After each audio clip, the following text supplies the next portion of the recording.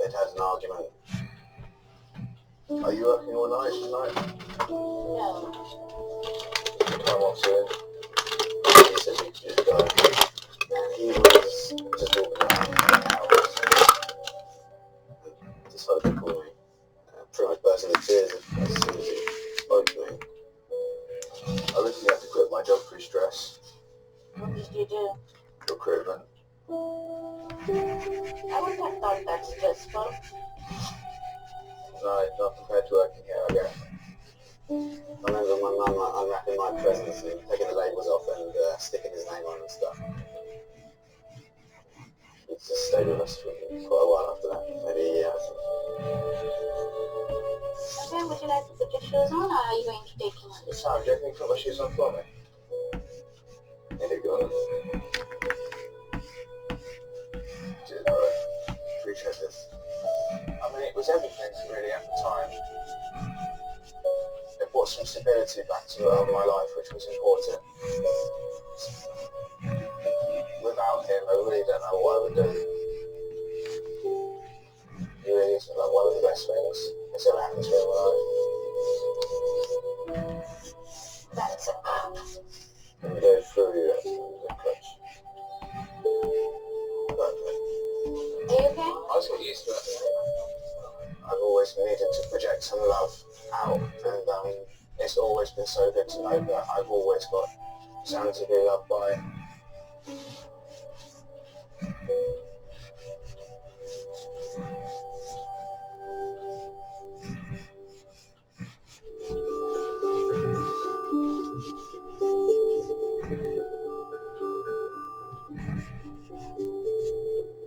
3 days afterwards, he posted a very nice little comment, which appeared on my Facebook page, where he told me his circle friend that when he last had a serious incident, which was his parents dying, it was me who was by his side, and he said it was me again, we were in St George's.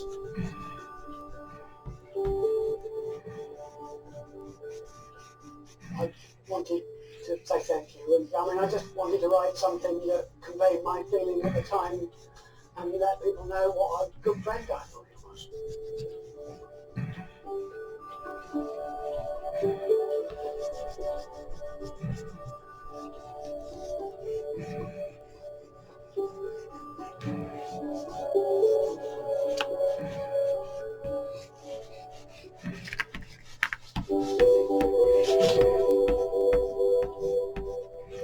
It's a bit surreal because he obviously had quite a nasty accident, and at that stage I wasn't quite sure how poorly he was and how long we were going to be in.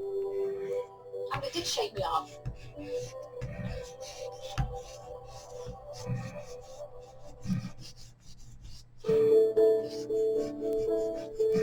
Almost as soon as he was out of hospital, the into I can have a new bike. And Granny very kindly said she would buy me a bike for an early birthday present. As soon as I got back on my bike, I fell off and sprained my wrist, but it wasn't anything too bad. I did tell my mum about it, but I wasn't too sure what my dad would think, so I told him I just fell over at the park.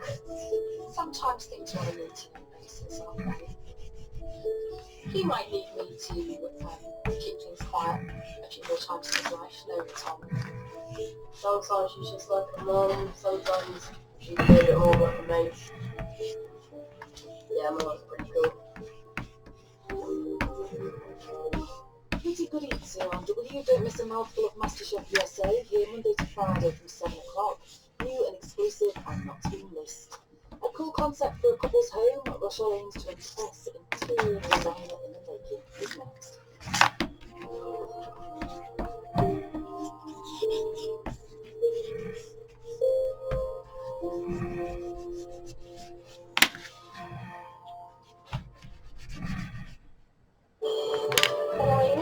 Starting a new job can be daunting at the best of times. I have found the dish right now for a nightmare. Yeah, in hospital, buddy. And for these trainee doctors, I think I'm probably most fighting up with making a mistake or something. Sorry, just give me 1 second. it can be the difference between life and death. Can I get some help here? This is why it takes years every life. How are you feeling? Something not good yet. Meet the medics devoting their lives to saving ours. No one likes being hospital, apart from me yourself. I cannot wait to go home. And have a life saved. Emergency, first time medics, start Thursday at 8 on W. 2 for free on UK TV Play.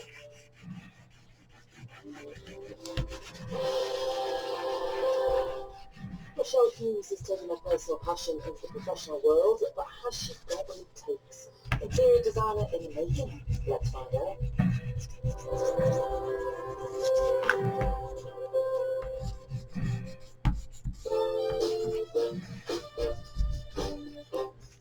Michelle Hughes, interior designer in the making, brought to you by Wigs.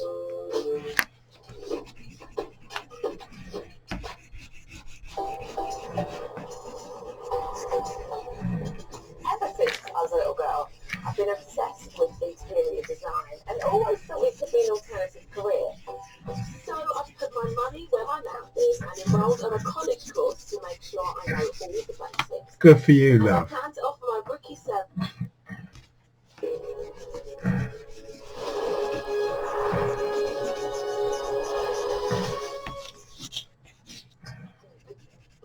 Rishi Sunak became Prime Minister, promising that his government would have integrity, professionalism and accountability at every level. But Mr Sunak is now facing the embarrassment of receiving and accepting another fixed penalty notice, the second in under a year. This time for failing to wear a seatbelt in the back of a moving car.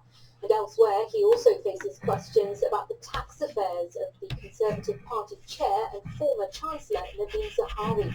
We'll have more on that in a moment. But first, our political correspondent Joe Pike reports on what the Prime Minister has called his brief error of judgment. Brief error of judgment. Story of his life, isn't it? An embarrassing, unforced error. The Prime Minister didn't just take off his seatbelt in a moving car, he got a colleague to film the law breaking, which was then shared online to more than 1 million followers.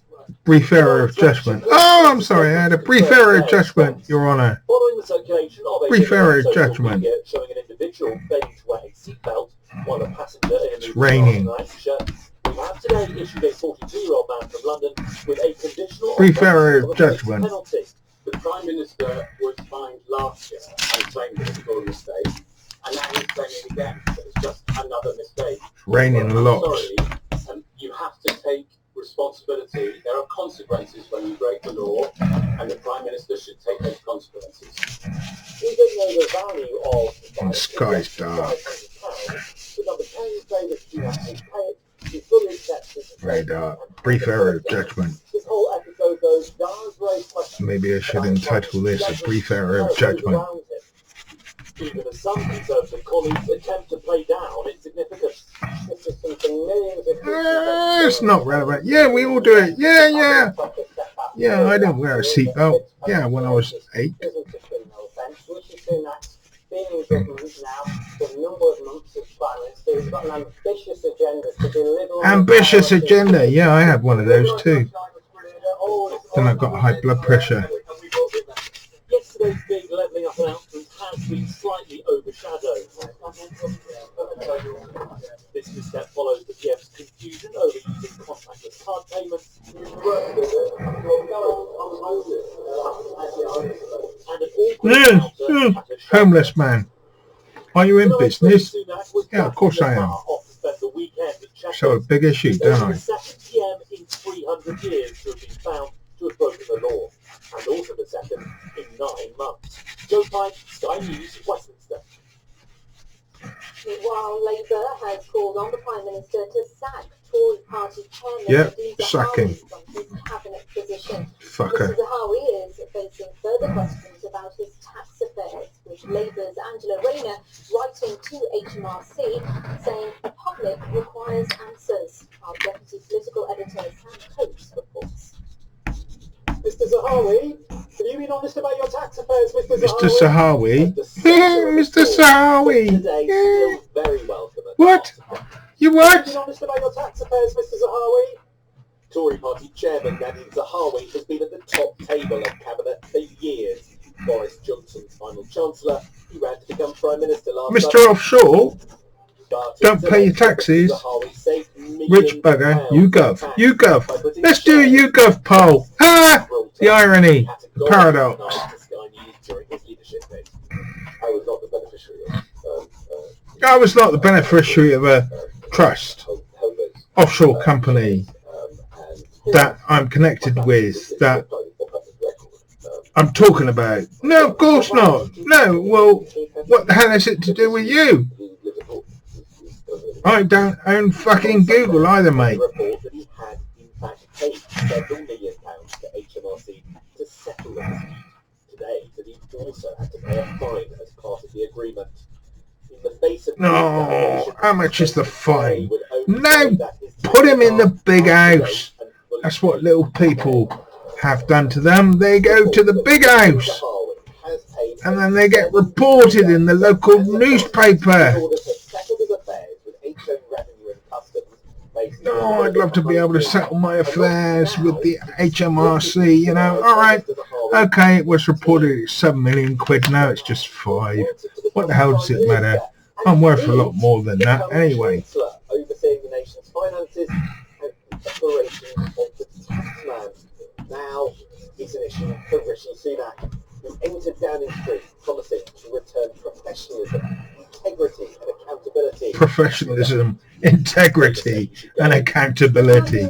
Don't you just love it? Either to HMRC or to the British public, then he has no place in government. This was Rishi Sunak's first. He's got every right to be in government. They're all fucking crooks. Officials. The Deputy Prime Minister still under investigation for behaviour at work. Now the tax affairs of a third under scrutiny. All in barely 3 months. I should add a rat. Sam Coates, Sky News. You know what it is. Now, Ukraine and its It's a allies wood. have gathered at Ramstein Air Base Trees. in Germany and Trees. called a plea from the Ukrainian president for a And supply of stuff. tanks to help it fight and perhaps win the next phase of the war It's a against wood. Russia. There were significant pledges of support, but the crucial Ukrainian request for German Should I actually abuse it with some so far phelps? gone unanswered. Oh, what the hell Our not? Security and Defence Editor Deborah Hayes reports. Behind the smiles, there's mounting pressure on these allies to do more to arm Ukraine. Germany's defence minister in particular will be feeling the strain, and perhaps an unspoken sense of disappointment. There'd been hope Berlin would allow German-made tanks to join the war, but that's not yet been decided, despite this plea from the president. Time remains a Russian weapon. We have to speed up. Time must become our common weapon. Just like air defense and artillery, armored vehicles and tanks. Ukraine says it needs some 300 modern tanks to help break through Russian lines. But so far, only the UK has stepped up, with just 14 of its Challenger 2 main battle tanks. What Ukraine is really after are these German-made Leopard 2 tanks, which are far greater in supply, with around 2,000 operated by multiple European countries. It makes them easier to support and maintain if sent to Ukraine. Poland has offered to supply some of its Leopard tanks, but it needs Germany's approval. Any move by the US to send its Abrams tanks could finally convince Berlin to follow suit, but there's no sign of that for now. Washington and Berlin have agreed to supply dozens of armoured fighting vehicles like these American Bradleys. They'll also be critical if Ukraine is to stand a chance of defeating Russian forces, something the US military chief warned won't happen anytime soon. This year, it would be very, very difficult to militarily protect the Russian forces from every inch of Ukrainian occupied or Russian occupied Ukraine. That doesn't mean it can't happen. Doesn't mean it won't happen, but it'll be very, very difficult. A challenge no doubt made harder by Germany's indecision over its tanks. We don't fear anything. We have just the responsibility for our population in Germany and in Europe. And we have to balance all the pros and cons. I don't know where my chalks are. Things like that. There you go. Just like that. Until that happens, and the answer is yes, Leopard tanks across Europe must stay locked out of Ukraine. Deborah Haynes, Sky News. Well, at the moment, Ukrainian forces are largely dependent on aging Russian tanks dating from the Soviet era. Sky's Alex Rossi reports from the front line near Bakhmut on why troops on the ground believe modern equipment will be a game changer. A Soviet-era T-72 rumbles through the woodland, a relic from another time. And as the crew manoeuvres over the frozen mud, they fear this 21st century conflict will remain a quagmire